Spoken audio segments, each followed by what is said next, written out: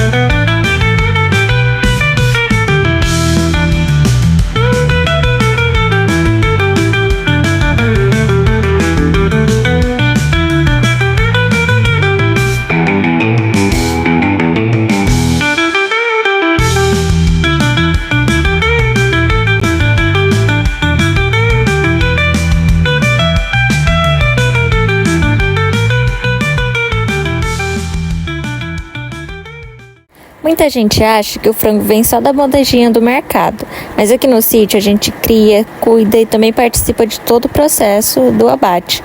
Aí eu mostrei pra vocês, a gente fazendo a depenagem, né?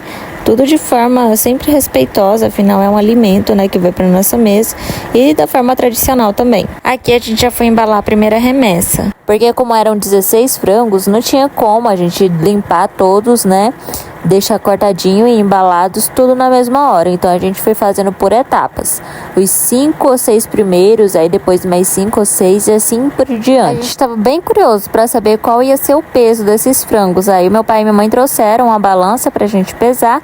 Aí colocávamos dentro do saquinho plástico, né, do pacote, que vai cada um, e pesava. Eles tiveram um peso médio, assim, em geral, de 2.600 a 3.500. Então eles estavam na média, né? Estavam bem gordinhos, bem saudáveis e bem limpinhos também. E, gente, juro pra vocês, é uma coisa, assim, tão gratificante, sabe, se acompanhar desde a fase deles pintinhos, pequenininhos, e vendo eles crescendo, se tornando frangos. E se eu falar um negócio pra vocês, vocês não acreditam, pois não tinha uma franguinha que já tava com ovinho, gente. Com a ovinha assim pequenininho, né? A gente abriu ela e tinha uns ovinhos bem pitiquinhos, mas assim, em uns 2, no máximo 2 meses, 1 mês, ela já ia começar a botar.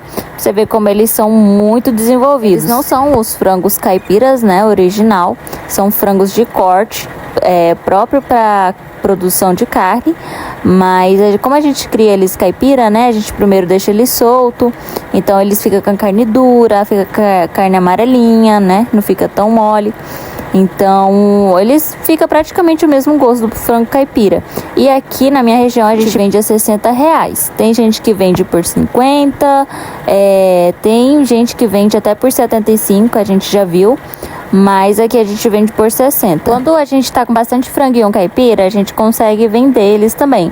Só que o frango caipira, ele não é tão gordo, né? O que é gordo é a galinha ou o galo, né? Mas o frango caipira mesmo, ele geralmente é mais magrinho. Aí por isso que a gente opta, né, por vender esses de corte, os brancos. Ou então, quando a pessoa quer realmente o frango caipira, a gente tá tendo, aí a gente vende, né? E essa daí já foi a segunda remessa. A primeira remessa já tinha ensacolado todos e guardado no freezer. E assim fomos fazendo até acabar.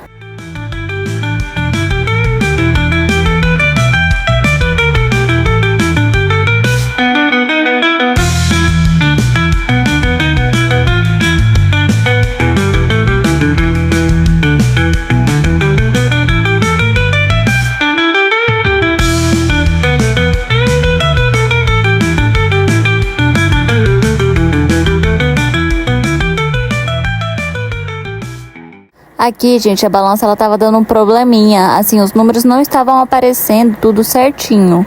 Aí a gente tinha que pressionar bem na telinha para poder aparecer o número exato. E, gente, eu tava tão ansiosa pro momento de pesar o frango, porque a gente tava com um frango que ele era o maior e o mais pesado de todos. Pensa no frango grande. E assim, eu jurava que ele ia dar beirando de 5 quilos. É claro que eu exagerei, né? Que eu não tava tendo muita noção de peso.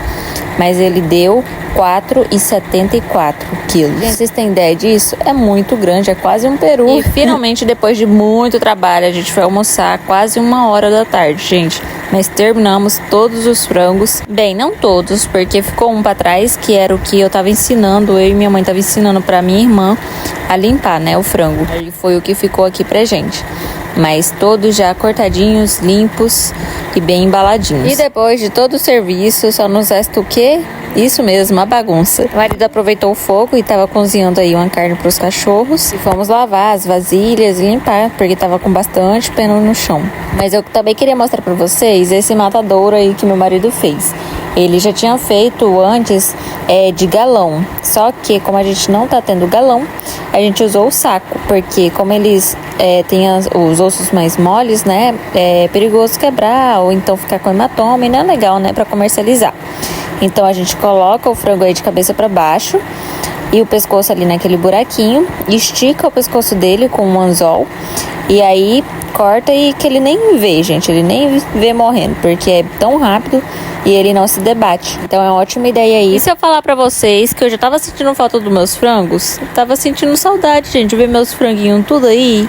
Meu Deus do céu, a gente se apega, não tem jeito. Eu pego muito amor pelos bichos muito rápido. Então, assim, no começo foi bem difícil pra mim, porque eu me apegava, botava nome nas galinhas tudo, nos frangos, e pra matar era uma tristeza.